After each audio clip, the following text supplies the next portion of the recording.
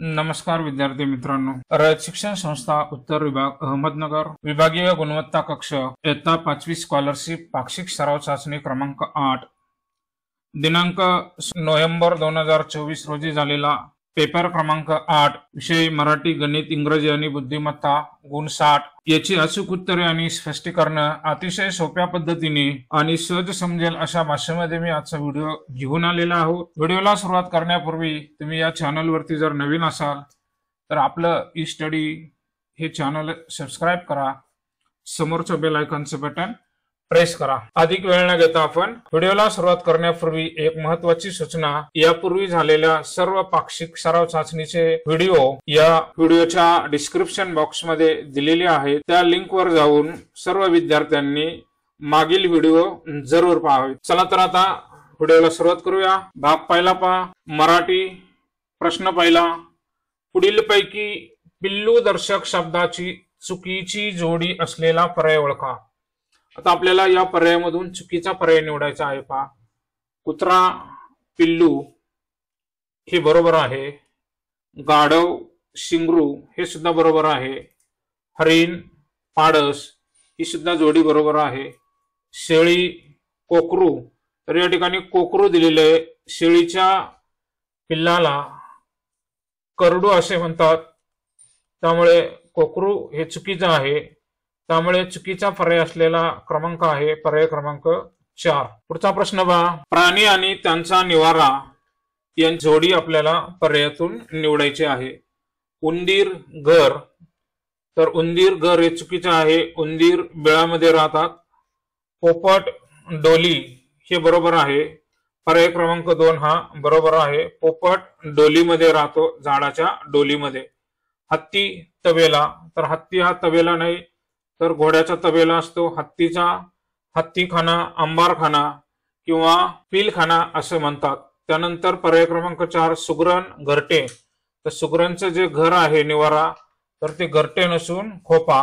त्यामुळे पर्याय क्रमांक 1, 3 आणि 4 हे चुकीचे आहेत।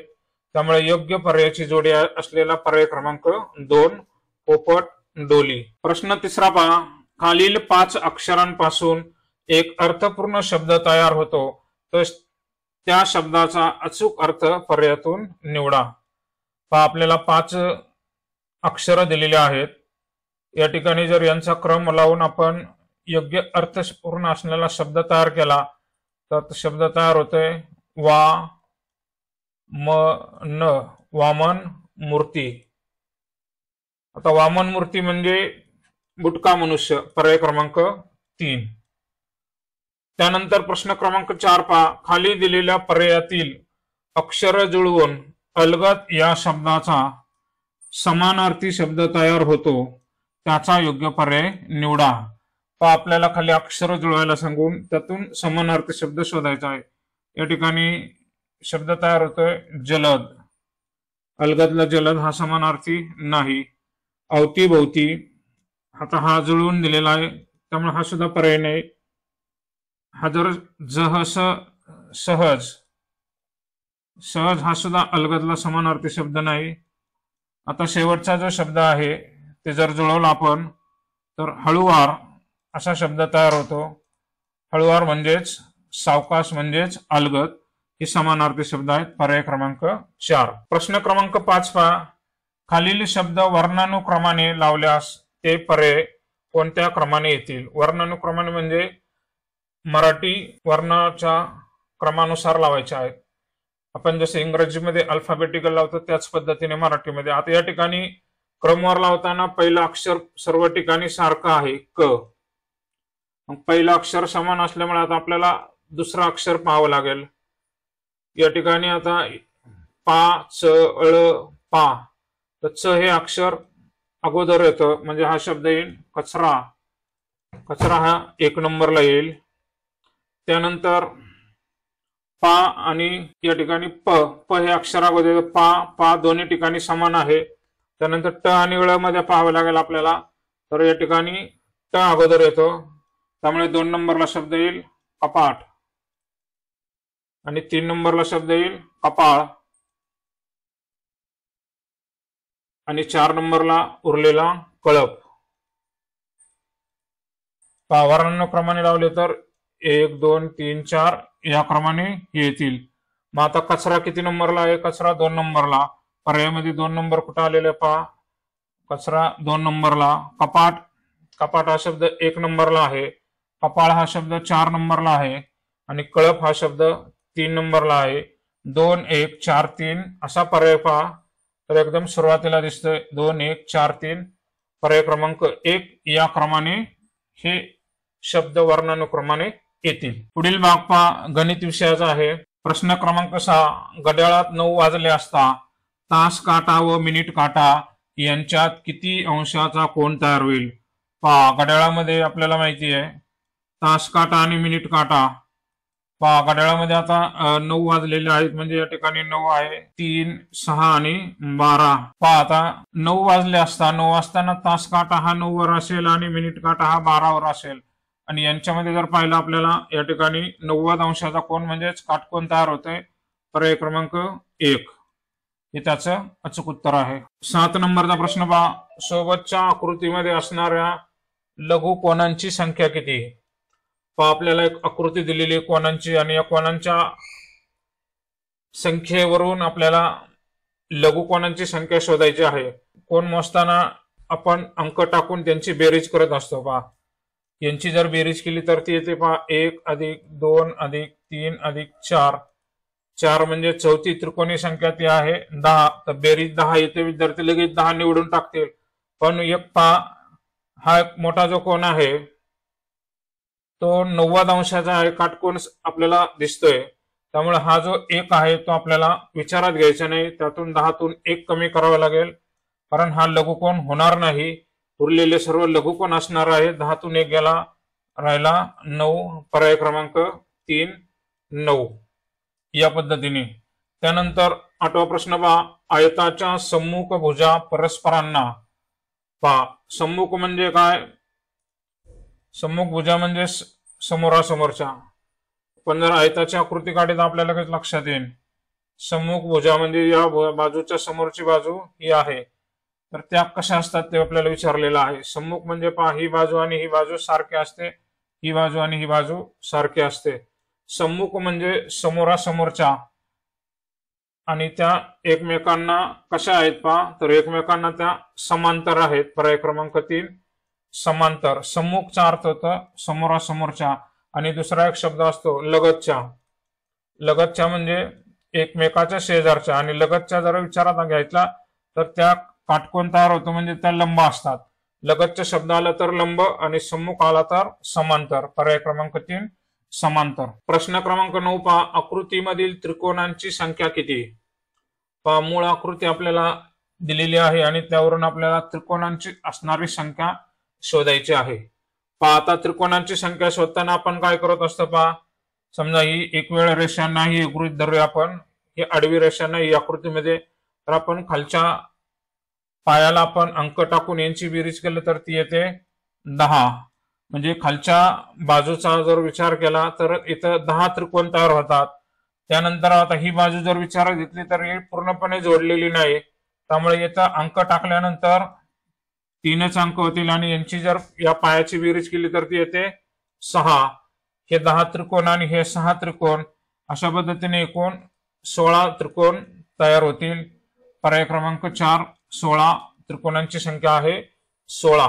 पुढचा प्रश्न, 100 मीटर परिघ असलेल्या वर्तुळाकार मैदानाभोवती सोनाली रोज 5 फेऱ्या मारते।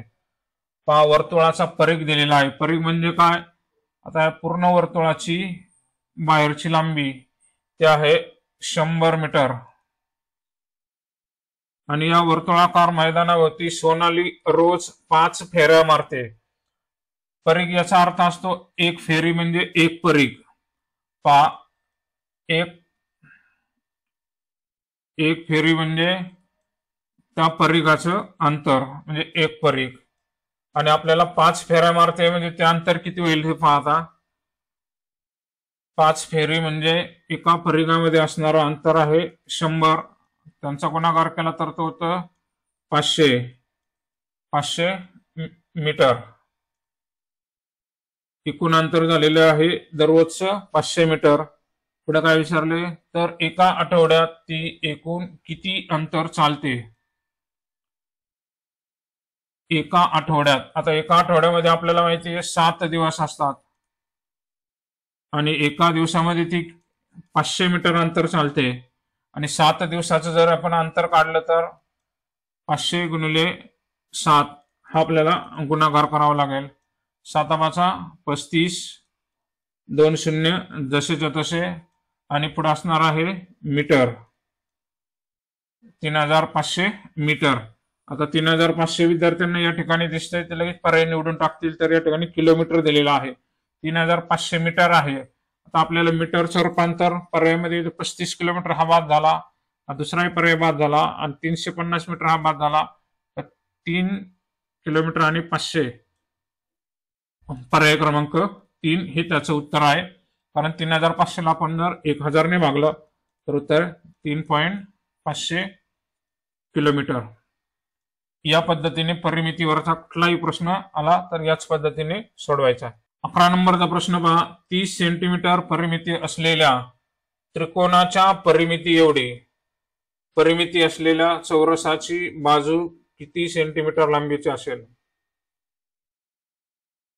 पहा, 30 सेंटीमीटर परिमिती असलेल्या त्रिकोणाच्या परिमिती एवढी परिमिती असलेल्या चौरसाची बाजू विचारलेली. पहा, म्हणजे त्रिकोणाची जेवढी परिमिती आहे तेवढीच चौरसाची परिमिती आहे. मग त्रिकोणाची परिमिती आपल्याला दिलेली 30 सेंटीमीटर, म्हणजे चौरसाची परिमिती सुद्धा 30 सेंटीमीटर असणार आहे. त्यावरून आपल्याला चौरसाची बाजू विचारलेली, बाजू विचारात घ्यायची. आता चौरस म्हणजे काय?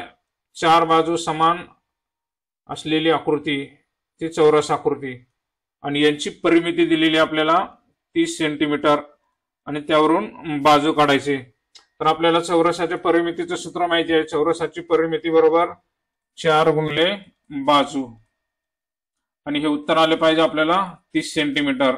म्हणजे आपण काय करायचंय, 4 गुणिले बाजूला गुणायचं आहे. बाजू आपल्याला दिलेली नाही म्हणून आपल्याला काय करावं लागेल, परिमिती जी आहे 30 त्याला काय करावं लागणार आहे, भागाकार करावा लागेल. मग आपल्याला बाजू मिळून जाईल. 30 ला जर आपण 4 ने भागलं तर उत्तर आपल्याला मिळून जाईल 4×1=4, 4×7= 28, 2 राहिले, वरचे शून्य खाली घेतला, 4×5=20, 7.5 सेंटीमीटर.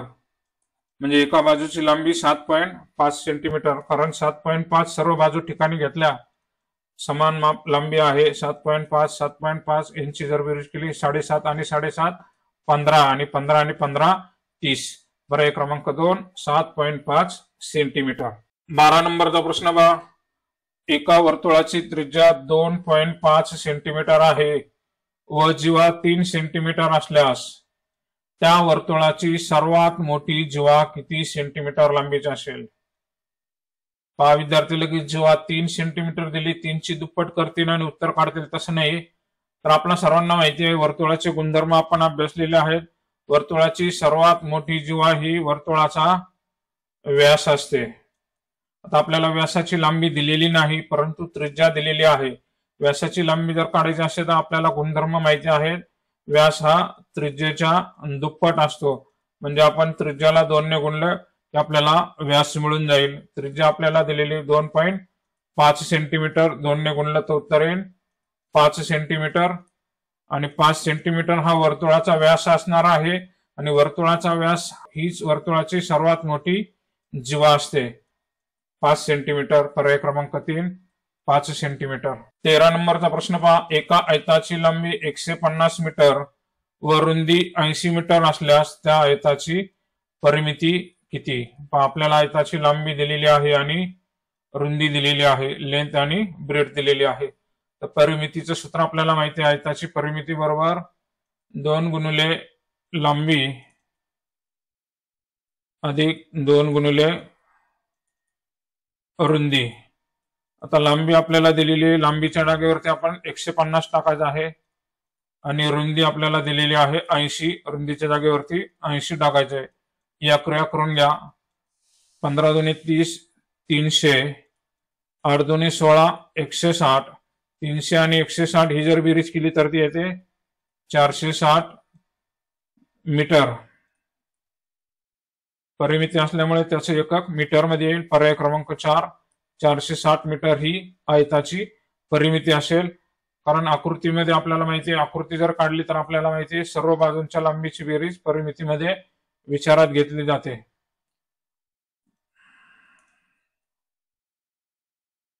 14 नंबरचा प्रश्न बघा.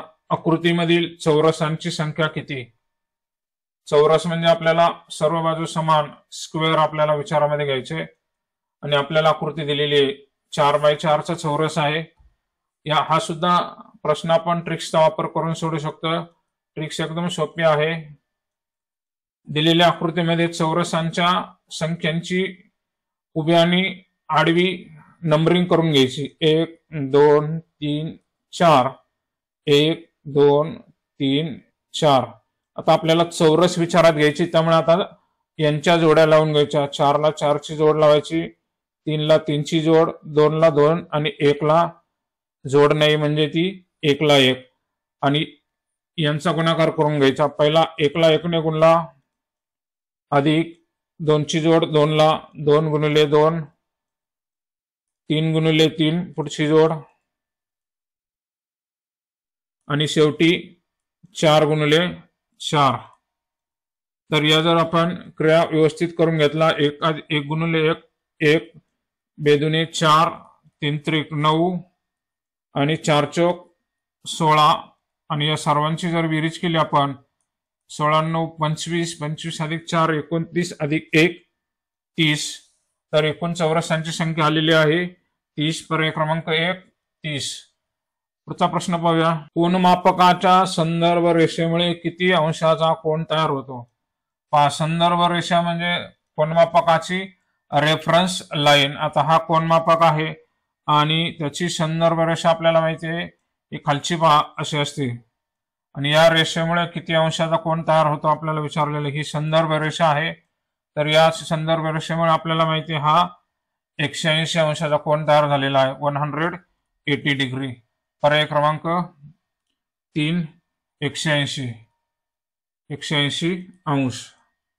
पुढचा प्रश्न पाहूया. 16 नंबरचा प्रश्न पहा. इंग्रजी. Rearrange the letter to form a meaningful word related to sport. Sport म्हणजे खेळाशी रिलेटेड असलेला शब्द आपल्याला खालील शब्दांची अरेंजमेंट करून तयार करायचा आहे. या ठिकाणी पहिला शब्द जो आहे तो जर आपण जुळवला तर तो शब्द तयार होतोय बॉक्सिंग आणि बॉक्सिंग हा शब्द खेळाशी रिलेटेड आहे. पर्याय क्रमांक 1 हे त्याचं उत्तर आहे. 17 नंबरचा प्रश्न पहा. Which expression will you use when you see an unusual or surprising thing. जेव्हा तुम्ही एखादी असामान्य आणि आश्चर्यचकित गोष्ट पाहता तेव्हा तुमच्या तोंडातून काय उच्चारायचं येते पहा. तर what a thing, good day, what a surprise. पर्याय क्रमांक 3 व्हॉट अ सरप्राईज, आश्चर्यचकित होतो आपण. पर्याय क्रमांक 3. 18 number. What will be the correct article in the given sentence. Peacock is our national bird. Peacock म्हणजे मोर. मोर हा आपला राष्ट्रीय पक्षी आहे आणि तो एकच आहे. एकच असल्यामुळे वन थिंग जर असेल तर आपण द हे आर्टिकल वापरतो. पर्याय क्रमांक 3 the peacock is our national bird. 19. प्रश्न क्रमांक 19 पहा. Fill in the blanks with the correct preposition. Preposition आपल्याला योग्य निवडायचं आहे. He jump dash the stage to the ground. In the stage हे होणार नाही. फ्रॉम द स्टेज हे होणार नाही.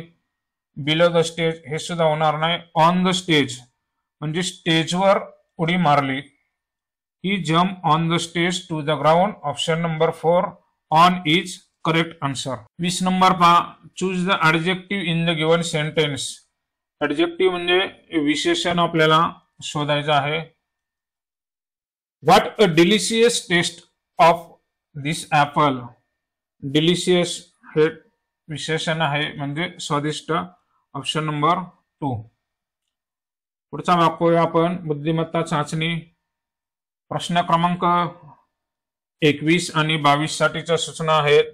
प्रश्नाच्या सुरुवातीला 3 पदे दिलेली आहेत, त्यांचे काही वैशिष्ट्य आहे, त्यामुळे त्यांचा एक गट तयार होतो. या गटात बसणारे पद खाली दिलेल्या पर्यायातून निवडा. 21 नंबरचा प्रश्न पहा. विणा, सतार, गिटार. तर आपल्याला माहिती आहे विणा, सतार, गिटार हे तंतुवाद्य आहेत. तंतुवाद्य म्हणजे तार ताणून बसवलेली असती. त्याच्यामध्ये पहा मृदुंग हे चर्मवाद्य आहे. सनई हे आपण तोंडाने वाजवायचं वाद्य आहे. तबला हे चर्मवाद्य आहे. पर्याय क्रमांक 4 संतूर हे सुद्धा तंतुवाद्य आहे. त्यामुळे गटात बसणारा शब्द आहे पर्याय क्रमांक 4 संतूर. प्रश्न क्रमांक 22 पहा. ब्रह्मपुत्रा, कृष्णा, महानदी. तर याच्यामध्ये नर्मदा, सिंधू, कावेरी आणि तापी. तर याच्यामध्ये पर्याय क्रमांक 3 कावेरी. या सर्व नद्या अरबी समुद्राला जाऊन मिळतात. प्रश्न क्रमांक 23 आणि 24 साठी सूचना आहे. दिलेल्या 3 प्रश्नाकृतीमध्ये काही साम्य आहे, त्यांचा एक गट तयार होतो आणि या गटात बसणारे पद खाली दिलेल्या पर्यायातून निवडा. 23 क्रमांकाचा प्रश्न पहा. आपल्याला आकृत्या दिलेल्या आहेत. पहा पहिली आकृती त्रिकोणाची आहे आणि त्रिकोणाला आपल्याला माहिती आहे त्रिकोणाला 3 बाजू आहेत आणि त्याच्या आतमध्ये जर बारीक मोजला आपण 1 2 3 4 5, तर आतमध्ये 5 रेषा दाखवलेल्या आहेत पहिल्या पर्यायामध्ये. आणि दुसरी आकृती पहा आयताची आहे. आयताला 4 बाजू आहेत आणि आतमध्ये 1 2 3 4 5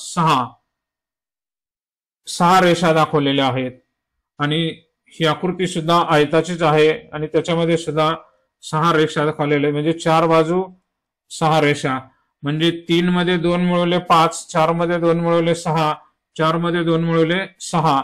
म्हणजे आकृतीला जेवढ्या बाजू आहेत त्याच्यामध्ये अधिक 2 केलं की तेवढ्या रेषा आतमध्ये आकृतीच्या आहेत. त्यात ही वर्तुळाची आकृती, याला काही बाजू नसतात, त्यामुळे हा पर्याय बाद झाला. दुसरा जो पर्याय आहे पहा, त्याला 1 2 3 4 आणि 5, एकूण 5 बाजू आहेत आणि आतल्या रेषा मोजू आपण 1 2 3 4 5 6 7, म्हणजे 5 मध्ये 2 मिळवलं तर 7 रेषा होतात. त्यामुळे पर्याय क्रमांक 2 ही आकृती गटाशी जुळते. इतर पर्याय सुद्धा तुम्ही पडताळून पाहू शकता. या ठिकाणी 4 बाजू आहेत आणि रेषा 5 दिलेल्या आहेत.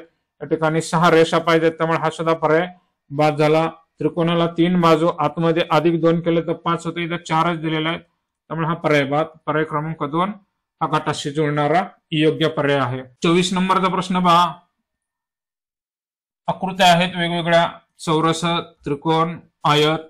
तर या सर्व आकृत्या बंदिस्त आहेत आणि तशी बंदिस्त आकृती वर्तुळाची आहे. पर्याय क्रमांक 2 या पद्धतीने. प्रश्न क्रमांक 25 साठी आणि 26 साठी सामायिक सूचना आहे.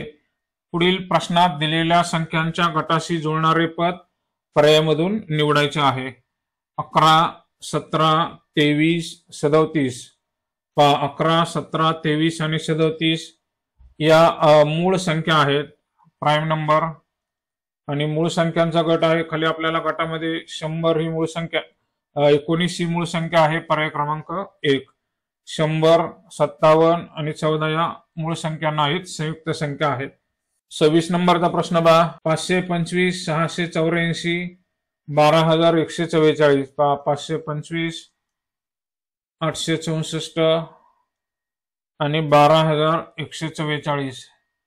पहा यांच्यामध्ये काय संबंध आहे ते आपल्याला शोधावा लागेल. पहा पहिली जी संख्या आहे 5, त्या 5चा आपण वर्ग केला तर तो येतोय 25. 5चा वर्ग 25.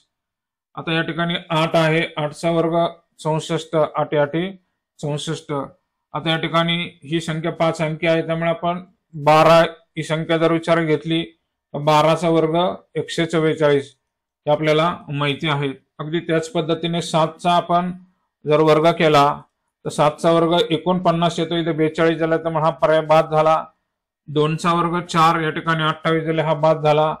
9चा जर वर्ग केला 9 9 81, हे उत्तर बरोबर आहे. पर्याय क्रमांक 3. 6चा वर्ग 36, या ठिकाणी 30 दिलेला आहे. या पद्धतीने बारकाईने निरीक्षण करून हे प्रश्न सोडवायचे असतात. 27 नंबरचा प्रश्न पहा, एका सांकेतिक भाषेत सागर हा शब्द रागास असा लिहितात. पहा, सागर, सा ग र हा मूळ शब्द आहे आणि तो कसा लिहिलाय पहा, रागास. म्हणजे शेवटचं जे अक्षर आहे र ते सुरुवातीला घेतलंय ग आणि स आणि बदल काय केलाय, सुरुवातीला 2 अक्षरांना काना दिलेला आहे. म्हणजे पहा, पहिल्या अक्षराला जो काना होता स त्याचा काना काढून शेवट टाकलेला आहे आणि मधलं अक्षर जे आहे त्याला काना नव्हता, इथं काना दिलेला आहे आणि शेवटचं र जे अक्षर होतं त्याला काना नव्हता आणि ते सुरुवातीला घेऊन त्याला काना दिलेला आहे. त्यामुळे आता आपल्याला बदल काय झाले लक्षात आलेलं आहे. घागर शब्दाचं काय करायचं, घा ग र. आता पहिलं जे अक्षर आहे काना काढून टाकायचा, ते शेवटी टाकायचंय. ग जसाच्या तसा राहील, गला काना नव्हता इथं काना द्यायचा आहे आणि र सुरुवातीला घ्यायचा आहे, रला इथं काना नाही तिथं काना द्यायचा आहे. तर रा घा घ असा शब्द तयार झालेला आहे, गट. या ठिकाणी रा घा ग, पर्याय क्रमांक 4 या पद्धतीने. 28 नंबरचा प्रश्न पहा, एका सांकेतिक भाषेत MNO बरोबर RST, MNO PQRST. पहा, MNO आणि पुढे RST असं दिलेलं आहे. पहा, MNO PQ हे 2 अक्षर त्यांनी सोडून दिलेले आहेत. मध्ये पहा, P आणि Q हे 2 अक्षर सोडून दिलेत आणि RST हे क्रमाने घेतलेले आहेत. आता त्याच भाषेत पहा ABC कसं लिहायला असं विचारलेलं आहे. पहा, आपण त्याच भाषेमध्ये लिहिण्याचा प्रयत्न केला ABC, तर मधले 2 अक्षर सोडून द्यावे लागतील, D आणि E. D आणि E हे अक्षर सोडून दिले तर पहा पुढे अक्षर कोणते येतील, F, G आणि H. आता FG H या ठिकाणी कुठे दिसते पहा, EGH, पर्याय क्रमांक 4 FGH. या पद्धतीने सांकेतिक भाषेवरील कोणताही प्रश्न सोडवता येतो. पर्याय क्रमांक 4. 29 नंबरचा प्रश्न पहा, एका सांकेतिक भाषेत कॅट बरोबर 1 2 3. पहा, कॅट CAT कॅट बरोबर 1 2 3. BAG बॅग बरोबर 5 2 8. COG बरोबर 3 9 8. तर BAC हे अक्षर कसं लिहिता येईल. आणि इथे कंसामध्ये एक वाक्य दिलेलं आहे, ते फार महत्वाचं वाक्य आहे, विद्यार्थ्यांनी ते वाचलं पाहिजे. अक्षर आणि अंक यांचा क्रम सारखा असेलच असं नाही. अक्षर आणि अंक यांचा क्रम सारखा असेलच असं नाही. हा प्रश्न सुद्धा बोर्ड परीक्षेला दरवर्षी विचारला जातो. हा प्रश्न सोडवताना फक्त एक ट्रिक्स वापरायची, तिन्ही गटांमध्ये असणारा अक्षर आपल्याला पाहायचं. तिन्हीमध्ये सामायिक अक्षर पहा कोणतंही नाही. मग तिघांमध्ये सामायिक नसेल तर दोघांमधलं सामायिक शोधायचं. तर दोघांमध्ये जर सामायिक पाहिलं आपण, या ठिकाणी ए हे अक्षर आहे आणि या ठिकाणी ए हे अक्षर आहे. म्हणजे या ए चे सामायिक संख्या आपल्याला या ठिकाणी सामायिक दिसली पाहिजे आपल्याला. तर याच्यामध्ये ए साठी या ठिकाणी 2 आहे आणि या ठिकाणी 2 आहे. म्हणजे ए साठी त्यांनी 2 हे अंक वापरलेला आहे. त्यानंतर आणखीन दोघांमध्ये सामायिक पहा, या ठिकाणी सी आहे आणि या ठिकाणी सी आहे. म्हणजे सी आणि सी, या दोन्ही गटांमध्ये जर पाहिलं तर सामायिक संख्या आहे 3. म्हणजे याचा अर्थ त्यांनी सी साठी 3 ही संख्या वापरलेली आहे. त्यानंतर आणखीन दोघांमध्ये सामायिक जी, या ठिकाणी जी आहे आणि या ठिकाणी जी आहे. म्हणजे जी साठी आपल्याला कोणती संख्या वापरते लक्षात येईल, या दोघांमध्ये 8 आहे. जी साठी 8 वापरलेले. आता दोघांमधले सामायिक संपलेले आहेत. आता या ठिकाणी टी हे जे उरलेलं लेटर आहे, टी साठी या ठिकाणी उरलेली संख्या आहे 1. म्हणजे टी साठी 1 वापरलेला आहे आणि बी साठी या ठिकाणी उरलेली संख्या आहे 5 आणि ओ साठी उरलेली संख्या आहे 9. आता आपल्याला BAC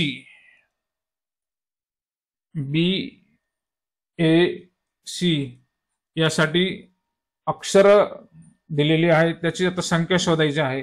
आता बी साठी कुठलं 5 आणि ए साठी 2 आणि सी साठी 3, 523. म्हणजे 5, 2, 3 हे अंक ज्या गटामध्ये आहे तो त्याचा पर्यायाचा क्रमांक असणार आहे. या ठिकाणी 3, 2, 8 हा बाद झाला. या ठिकाणी 3, 5, 2 3, 5, 2 म्हणजे ही 5, 2, 3 ही अंक आलेले आहेत पर्याय क्रमांक 2. कारण या ठिकाणी अंक आणि अक्षरांचा क्रम सारखा असेलच असं नाही. इतर ठिकाणी 5, 2, 3 ही अंक आलेले नाहीत. त्यामुळे अचूक उत्तर आहे पर्याय क्रमांक 2. या पद्धतीने सांकेतिक भाषेवरचे प्रश्न सोडवायचे आहेत. आता एक शेवटचा प्रश्न पाहूया. एका सांकेतिक भाषेत शहर बरोबर 265 शहर बरोबर 265, हळद बरोबर 451 आणि दशक बरोबर 213. तर याच भाषेत शरद हा शब्द कसा लिहाल आणि त्याच्यासाठी सुद्धा सूचना आहे. अक्षर व अंक यांचा क्रम सारखा असेलच असे नाही. आता आपल्याला काय करावं लागेल, तिघांमध्ये सामायिक असणारी अक्षर आपल्याला शोधावे लागतील. तिघांमध्ये सामायिक अक्षर कोणतं नाही आहे. तर दोघांमध्ये आपण पहा, या ठिकाणी ह आहे आणि या ठिकाणी ह आहे.